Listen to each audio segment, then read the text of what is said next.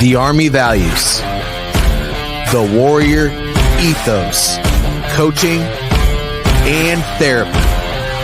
This is Warrior Leadership. This is Warrior Leadership. Welcome back for another episode. Currently, we are in our toxic leadership series, and we'll get into that in just a second. So right now, Victory Leadership Coaching is trying to put together another cohort for leadership training. Please let me know if that's something that interests you. Derek, you have anything going on with your practice that you want to promote real quick? No, just that I'm expanding. I'm hiring a couple new clinicians. And so if anyone is needing any therapy services, especially a lot of those appointment times in the morning, like between 8 and 12, 8 and 1, I'm going to be having some openings here in the next month with my new clinician I'm onboarding. And also, I still have that virtual cohort of Man Cave available as well. Reach out to me if you want to learn more about Man Cave. But yeah, I got some exciting stuff going on, man. Expanding is a wonderful thing. That means you're doing well. And, you know, God is good, my friend. All the time. So just to be more specific, this leadership training cohort, what it does is it provides all the basic foundations of servant leadership so that new managers can become successful. So if you're a new manager, a new supervisor, somebody that or even a director that's never had a leadership position before, you deserve to be a part of this cohort because it's going to help you understand what it takes to lead and create influence with your teams. Anyway, we're moving right along. Strategies for dealing with a toxic leader is what we're going to talk about today. And we've gone over what toxic leadership is so far. We've talked about what the traits are. We've talked about how it affects morale on a team. So when it comes to strategies for dealing with a toxic leader, what comes to mind for me is that when you feel like you have no influence in your organization because you have somebody at the top who either they're incompetent, which, by the way, I don't think anybody is truly incompetent. Sometimes it's fear. Sometimes it's the inability to take action. Sometimes it's indecision, which is causing the inability to take action. There are any number of things. But when you are at a lower level, how do you combat all of these things that make you feel powerless? What do you think, DB? Well, number one, I think it's setting boundaries. And, you know, a lot of times I think we get too enmeshed. And I think that's the first thing that we need to do.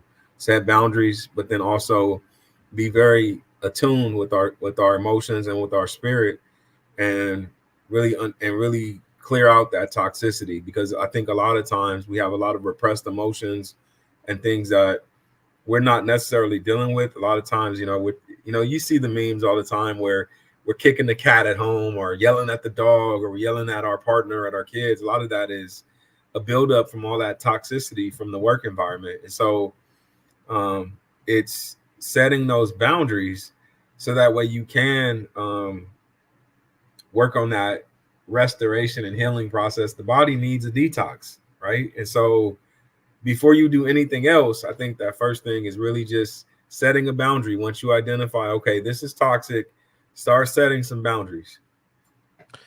I agree. And with those boundaries, first, I want to make it clear that not everybody is fit to be in a toxic leadership environment if you are at that lower level dealing with a toxic leader. You know, say you have a bunch of things that you're dealing with already. If you are not confident and comfortable going outside of your comfort zone, and you just constantly take what can feel like a beating from a toxic leader because you're not comfortable and confident in yourself to be able to push outside of your comfort zone, then when it comes to a job, please at least be comfortable enough to pull yourself out of a toxic environment and put yourself into one where you feel valued.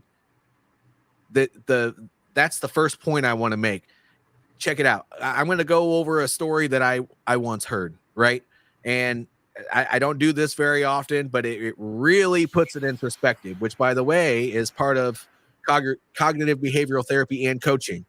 You have to really put it in perspective to have a clear understanding of what you're going to do before you can reframe it and improve on it. Mm-hmm. So there was this gal, and she was 17 years old, and that her dad gave her a car. And when her dad gave her this car, he said, you can keep this car or you can sell it and get a better car. Well, this young lady decided she was going to go ahead and sell it. So the first thing she decided to do when she decided she wanted to sell it is she took it over to the local dealership. They said they would give her $500 for that car. Well, that wasn't going to provide her with the type of vehicle that she wanted, and so she decided she wasn't going to take that. And so she took it over to this other resale, an auction, and the auctioneer said, you're in this environment, you're probably only going to be able to get a couple $1,000s for this car. So she took it over to a car show, and she just parked it there, and she put a for sale sign up in the window. Somebody came up to her and offered her $45,000 for that car. Well, that car just so happened to be a classic 69 Firebird that just had some rust, but it had a cherry engine on the inside. It ran just fine, and it really, to a collector, was a beautiful car. What's the moral of this story? When you are not valued in your current environment, go find another environment. Keep on looking for that environment until you find the people there that value you for who you are and what you provide. Because everybody has a skill. Everybody has a value. Everybody has a light inside of them that when the right person sees that value, you're in a good environment. So don't ever feel like you are stuck in a toxic environment. That's not just at work. That's also in a relationship. And that can be if it doesn't matter. Yeah. Don't ever put yourself in a toxic environment. There's another way. Always. Before we move on, I want to get the therapist point of view on that, because you're smiling. Well, I love this. That was a great analogy, man. A great story. And I think that immediately, I keep repeating this over and over again, man. It's like someone who stays in a toxic environment and they don't know their worth and value. That's where the therapy comes in at, because that's a defectiveness schema almost 90% of the time.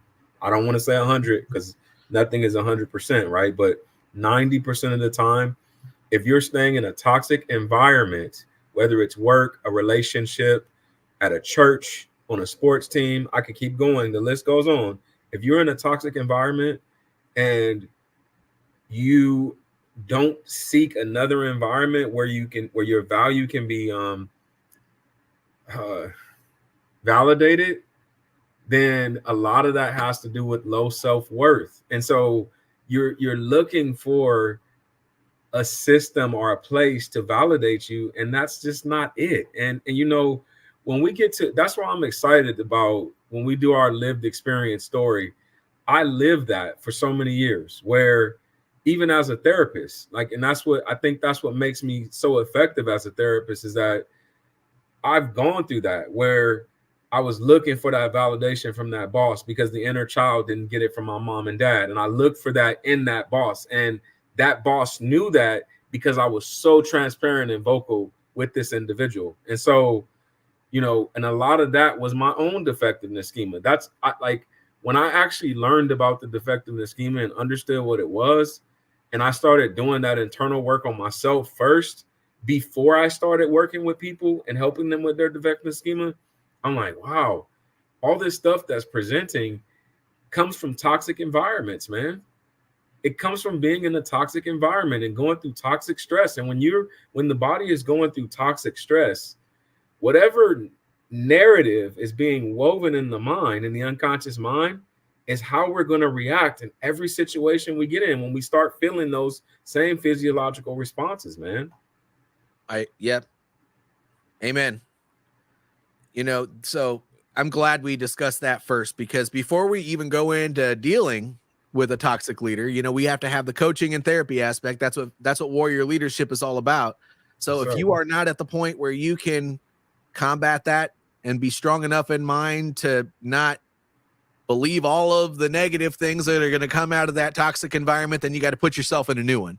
It's not toxic, not a new toxic environment, a non-toxic environment. And coach, you know what? I feel like a salesman saying this over and over again, but we got to say this. We're coaches. You're a coach. I'm a therapist. At the end of the day, you need a forward observer.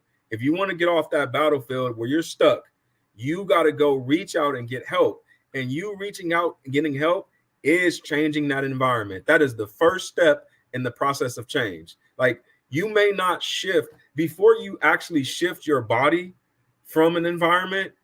Your emotions and your spirit have to shift first. And first, you have to have the courage and the resilience to go and reach out to someone else and ask for help. When you go and ask for help, that is shifting the environment. And look, where the mind goes, the body will follow. And look, I deal with and I'm speaking directly to my men right now. I deal with too many men who have sat on the sidelines and sat there and allowed the toxic environment to continue to build and build and build and build. And they wait until they lose the wife, lose the house, lose the car, lose everything they work for. And they get so far in the dumps. And now they're involved in their justice involved situation. And now they're being mandated to come and see me. Before we get to these dire situations, let's deal with it. When the problem first comes up, let's start shifting that environment. Look, what is it going to cost you to give 1 hour a week of your time, 1 hour a week to do some work, to shift your environment? And by the way, when you start moving in that direction and that trajectory starts to change, man, that 1 hour ends up exponentially benefiting you over your lifetime. I mean, look, I've gone into debt to do the work that I do. And the reason why I've done it is because I know the value of it. It's valuable. It's important. The work that we're doing, coach, it's almost like one of my colleagues said this to me the other day. She said, why are behavioral health professionals so underpaid? And I was like, you're looking at it wrong. You're not underpaid. Your payment is so much greater than any dollar amount that you could ever get. Like, even if I had, and my practice is full, but if I had multiple practices in multiple states and all over the place, it wouldn't mean anything to me, coach, if people's lives were tremendously changed from the tools that we can give them. You're right. And at the end of the day, in order to combat toxic leadership and in order to combat your personal demons or anything like that, everything in life costs time and money. Whew. And if you're going to go invest in that Xbox or those Starbucks drinks or whatever crap you're investing in on a normal basis, and by the way, it is crap, because if you are not whole inside, or if you're not able to meet your goals and you're stuck paycheck to paycheck, then investing in yourself will get you to that next level. So DB just got done mentioning all those things that he can help you with. But guess what? If you don't have a problem taking action, but you're stuck in a place where you don't know what to do next, but you have an idea where you want to go, that's when you hire a coach, my friend. That's right. So let's not get on this soapbox, but invest in yourself. Invest in yourself. Requires an investment. It doesn't require you sitting on the couch staring at that screen, whether it's on your phone or on your television set, and woe is meing on a constant basis saying, I don't know why the whole world is not working out in my direction. That's not how that works. If you want to make a change, hey, coach, you got to make a change. I'm sorry. You got me over here smiling, coach, but did you come for our Starbucks? You came for our Starbucks, coach. Come on, man. If you're willing to invest, what is $30 times 5? $150. It's $150 a month. Yeah. Yes, sir. So He came for a for Starbucks. therapy, oftentimes your insurance will take care of that. And if you are not willing to pay your deductible for that or whatever the case may be, so that you can go get therapy, but you're willing to go shove that sugary ass Starbucks down your throat every day, then you're wrong. You're wrong. Woo-hoo. Okay. So strategies for dealing with a toxic leader. No, dude, don't get me started. What did they say in the military? How'd that cadence go? You want to get me started? Don't get me started. Okay. Well, that was good, man. That's the essence of what this warrior leadership, man. You know, the next thing I wanted to bring up, just a tip of how to deal with a toxic leader, man, is you got to talk to that boss. You have to talk to that boss, and you got to use strategies like this. Ooh, crucial conversations. He brought out the book. I had it planned, Coach. I had it planned right here for such a time as this. You know, I'm gonna be frank with you. This is right here at my desk, and we talk about this a lot. About like, you know, we're not getting our office prepared for people. With this, our office is because we work like this, and the reason why this book is at my desk like this is because it's a reference, man. I have to lean on this because, you know, life requires crucial conversations, whether it's at work or whether it's, you know, at home. But if you're in a toxic environment, there will be more than enough opportunities to have a crucial conversations. And sometimes when we're in our feelings and we've got hurt or whatever, we need a framework to be able to engage that boss. And so for me, it's a great framework for leaders to be able to engage. I even use it in couples counseling, to be honest with you. Well, and another good one, and this is an old book, is How to Win Friends and Influence People by Dale Carnegie. And he does it too, but he just regurgitates the strategies that were used by President Lincoln, and I can't spit off all the names. I'm going to end up sounding stupid if I try to name all that stuff because I just put myself on the spot. But he did so much research, and it's based off of the same strategies that are probably used in that crucial conversations, but it's to put the needs of the other person first. And so that's the one thing that I want to talk about when dealing with a toxic leader, is that it doesn't matter if you're at the bottom or the top. You might have to deal with toxic people. And how do you deal with a toxic person? You appeal to them. You have to become valuable. If they don't value you, they're not going to value your word. Okay. And oftentimes people are toxic because they have they're lacking a skill or an ability, and they're doing what they think is the best thing. And at the end of the day, if we can prove that we are valuable, then that toxic leader, we will still get frustrated when dealing with this person, but our word will mean something. Don't be the no person. Mm-hmm. Don't be the I can't believe you're doing this to your team person. Don't be that. Be the person that will always do what's asked. And when you need to challenge something, if you're the person who always does what is asked, and then all of a sudden out of nowhere you challenge something, the boss will go, "Oh, what is this? Well, let's talk a little bit about that, because you normally don't have any problems with anything." If you are valuable, people will listen.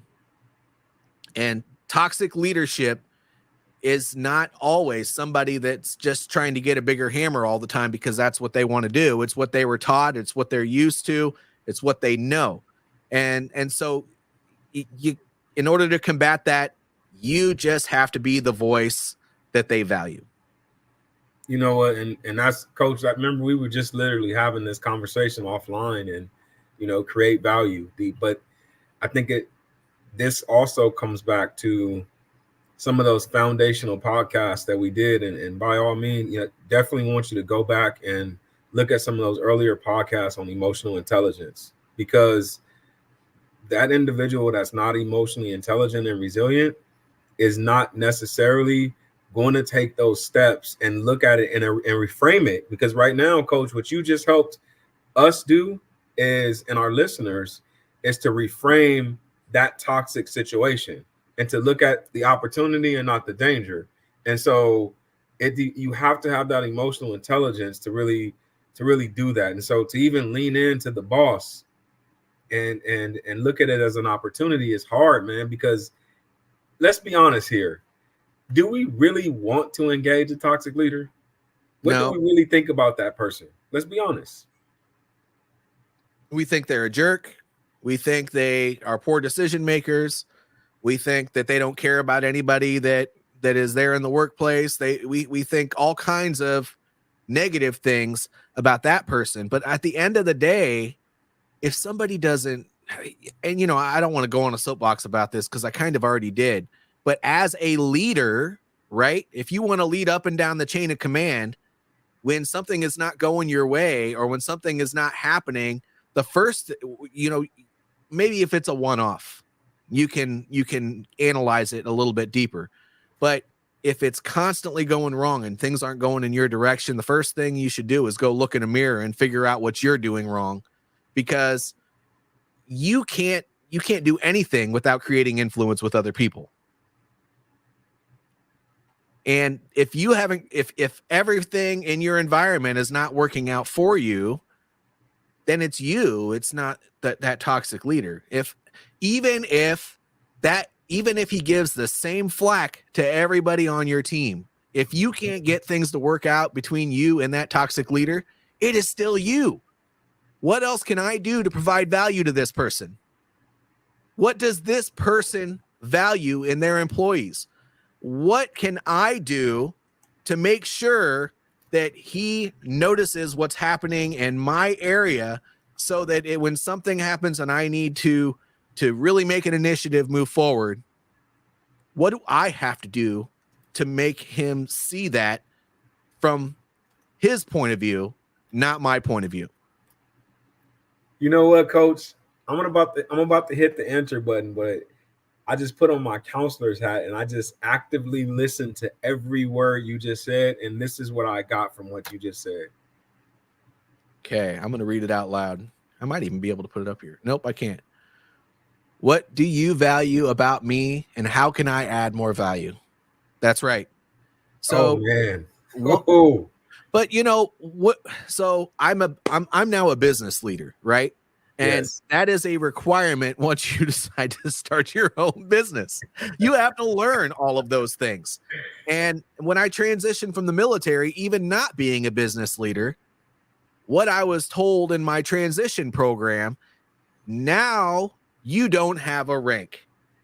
You don't have a formal position within an organization that was, by the way, provided to you by the Department of the Army, not earned by you, unless, of course, you earned that rank.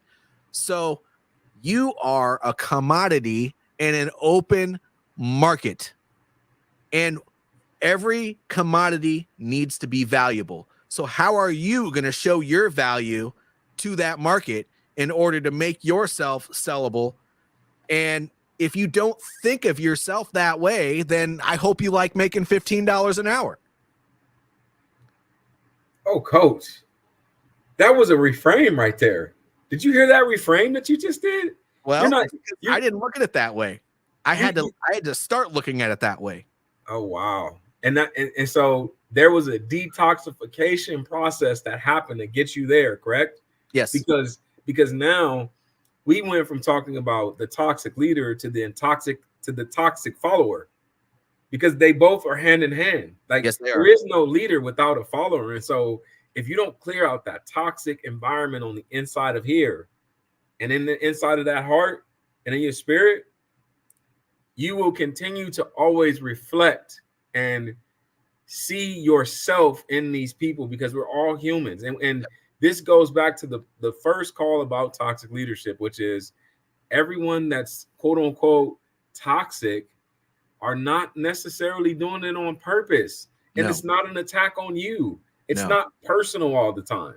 No, it's not always personal. And I think as human beings, and this is to, you know, align with people, is that when you're in it and you're absorbed in it, and you just like you have tunnel vision, you do take it personal. I don't care. I've heard people over and over again, oh, I'm not taking it personal. I could tell you taking it personal by your tone. Your tone lets me know that you are taking it personal. And that's why I 100% stand by this, coach. And it feels like we sound, it may be repetitive, but it's the truth. That's why if we are going to be successful as human beings, we are not going to do that by ourselves in our own thought pattern, right? We do it all the time with each other because we have a trusting relationship where we built a mutual bond on shared ideals and shared vision.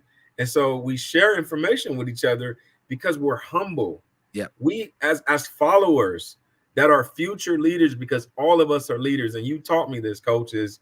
We lead up and down the chain of command. Everybody is really a leader in some way, shape, or form. And so it's like when we take ownership and start to deal with the things that are toxic on the inside of us, that's what's going to give us that confidence and that courage to even engage with these people who we're assuming are toxic. And we might end up building a strong bond with these people. Oh, yeah. Well, and so let's think of the mindset of a manager for a second. What are they being beaten up for all the time? They're being beaten up. They're being beaten up on the idea that the work needs to get done. Yes. And the numbers need to be right. And yes. So what, in my opinion, and this has happened to me, I've been a toxic leader before. It's a point of frustration usually.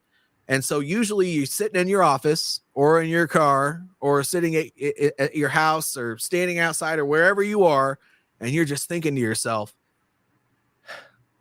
I just want these people to do the work. They just need to get the work done.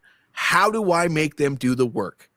And so if the only thing they know is to get louder, then they're going to get louder. If the only thing they know is to start threatening people, then they're going to start threatening people. If the only thing they know is to start firing employees and start hiring new ones, that's what they're going to do. And as long as their numbers improve, then their bosses are going to be happy. And they're going to do whatever it takes to keep their job, because that's what you're going to do when you're on the ground level. You're either going to go find something that you want, or you're going to do whatever it takes to keep your current job. And you cannot fault anybody for that. So how do you deal with a toxic leader? And you know what? I sound like a broken record, but you meet them where they are. You figure out where they are and you meet them there. And oftentimes it's just saying, hey, look, I know things are frustrating. Let's work this out. They might not want to talk to you. And if they don't engage them, but figure out how to provide value. Figure out who they do talk to. You know, whoever they engage with on a regular basis, if you can become that person's friend, you can become your boss's friend. You don't want to be their friend. You just want to be in their good graces. But in my opinion, that is the entire secret sauce to dealing with a toxic leader.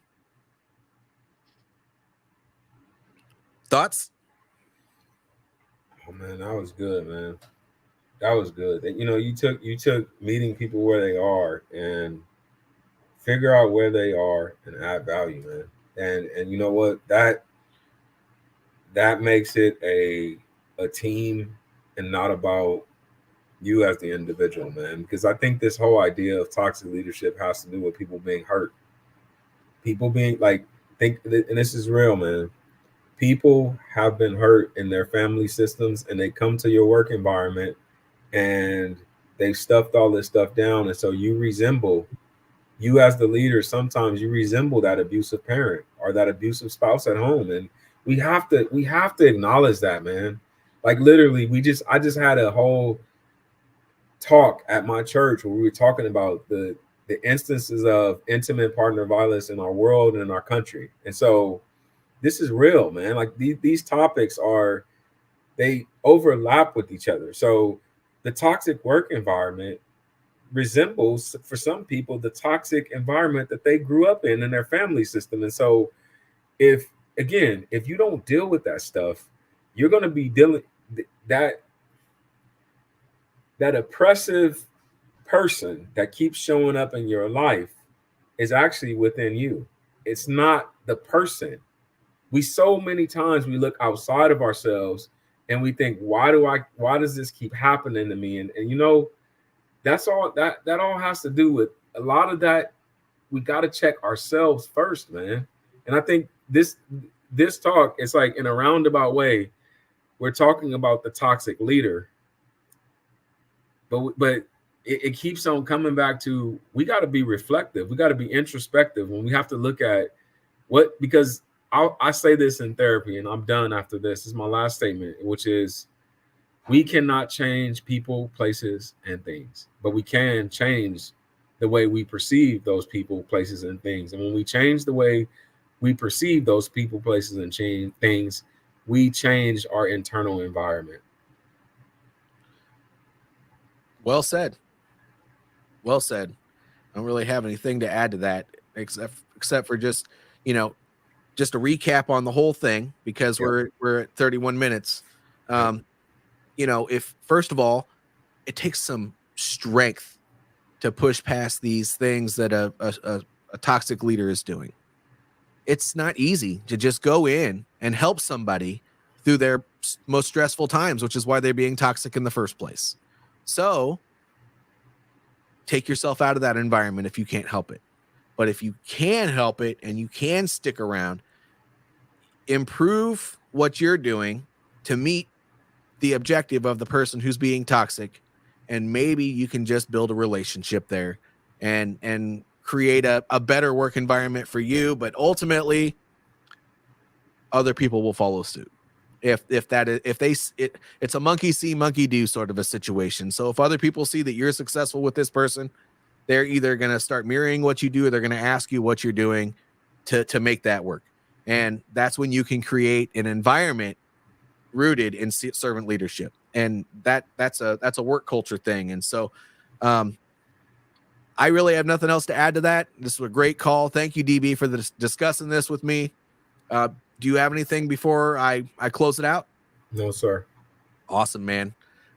So if this stuff resonated with you, please like the video, subscribe to the channel, share this with your audience, but more importantly, keep the conversation going and put a comment below so that we can keep the important topics circulating. Thank you for tuning into another episode of Warrior Leadership. We'll see you next week.